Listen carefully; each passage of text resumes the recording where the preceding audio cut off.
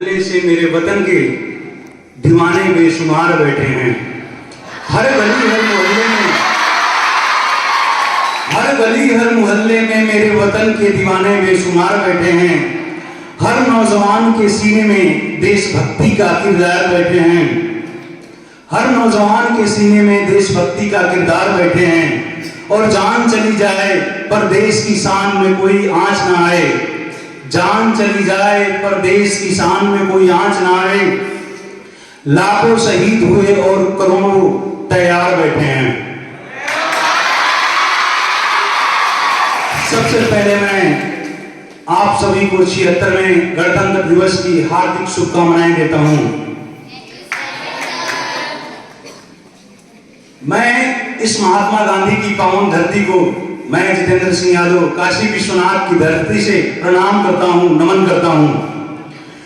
गणतंत्र दिवस की इस पावन पर्व पर मंच पर आसीन हम सभी के प्रेरणा स्रोत ये हमारे संतरामपुर के प्रिंसिपल सर, सूरज के समान भारत की युवा शक्ति तथा बड़े बड़े सपने सजोए हमारे प्यारे बच्चों को भी अभिवादन करता हूं।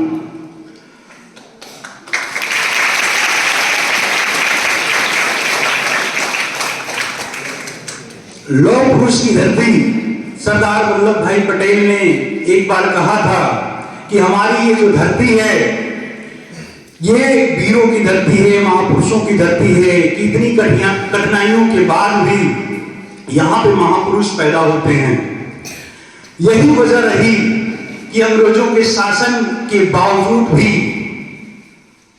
महापुरुषों के अथक प्रयास, बहुत सारे महापुरुषों ने अपने प्राण निछावर किए, तब जाकर के हमें आजादी मिली। ये आजादी हमें ऐसे ही नहीं मिली, इनके पीछे बहुत सारे वीर सपूतों ने अपनी कुर्बानी दी, तब जाकर के हमारा देश 1947 में आजाद हुआ। लेकिन पूर्ण रूप से हमारा देश तब आजाद हुआ जब 26 जनवरी 1950 को हमारा संविधान लागू हुआ। हम इस दिन को गणतंत्र दिवस के रूप में मनाते हैं। ये दिन हमें क्यों इतना महत्वपूर्ण है? हमें आजादी तो 1947 में ही मिल गई थी।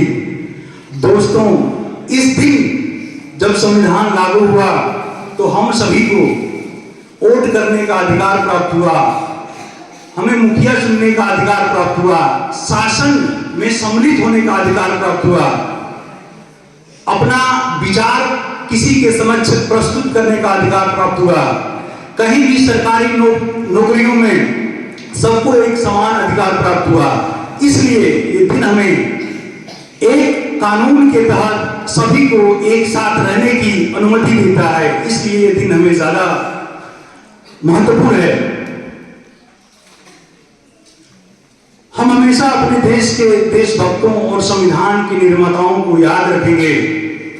ये दिन तभी सफल माना जाएगा, ये दिन तभी सफल माना जाएगा जब हम बाबा साहब अम्बेडकर के बनाए हुए संविधान के तहत काम करें। हम एक मिलकर रहें, एकजुट होकर रहें। आगे की दो पंक्तियां पढ़ता हूं, अच्छी लगे तो आप बताना। ये पंक्तियां जो हमारे सामने कल के भविष्य बैठे हैं, जिनके हाथों में कल देश की बागडोर होगी, उनको समर्पित है।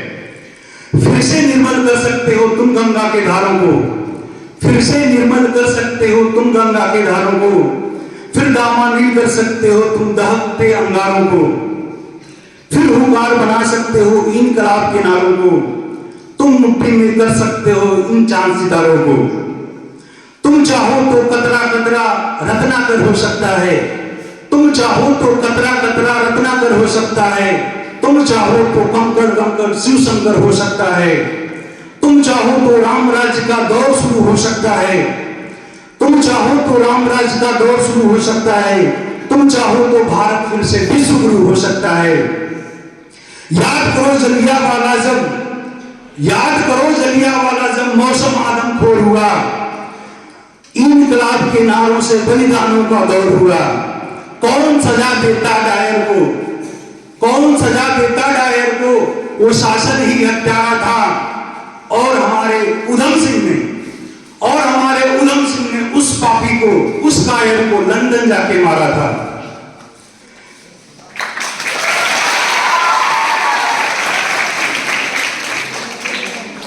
यही बात खत्म नहीं होती दोस्तों। हमें उन जयचंदों से भी सावधान रहना चाहिए जो हमारे साथ तो रहेंगे लेकिन हमारे खिलाफ, हमारे देश के खिलाफ आग उगलते रहेंगे। तो उनके लिए भी एक दो पंक्तियां हैं, थोड़ा ध्यान से सुनिएगा। धूल चटा दो गिद्धों की, धूल चटा दो गिद्धों की जो घर में घुस के घात करे, धूल चटा दो गिद्धों की जो घर में घुस के घात करे, जीभ काट लो गद्दारों की जो देशद्रोह की बात करे। धन्यवाद। जय हिंद।